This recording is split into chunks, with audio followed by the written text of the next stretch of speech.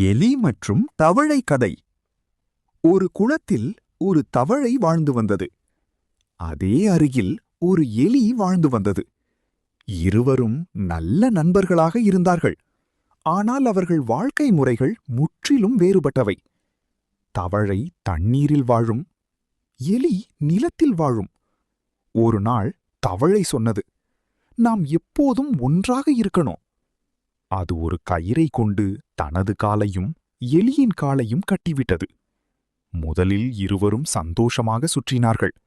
ஆனால் சில நேரத்தில் தவளை திடீரென குளத்துக்குள் குதித்தது. எலி பயந்து போனது.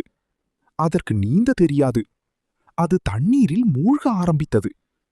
எலி காப்பாற்ற முயன்றாலும் முடியவில்லை. சில நிமிடங்களில் அந்த எலி உயிரிழந்தது.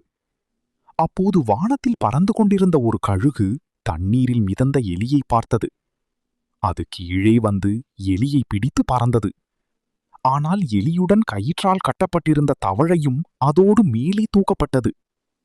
இறுதியில் இருவரும் தங்கள் உயிரை இழந்தார்கள். நீதி: ஒன்றாக இருப்பது மட்டும் போதாது. புரிதலும் பொருத்தமும் இல்லாத உறவு இருவரையும் காயப்படுத்தும்.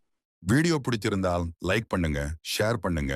இன்னும் சப்ஸ்கிரைப் செய்யலனா சப்ஸ்கிரைப் பண்ணிட்டு பக்கத்துல இருக்கும் பெல் ஐகானையும் அழுத்திடுங்க.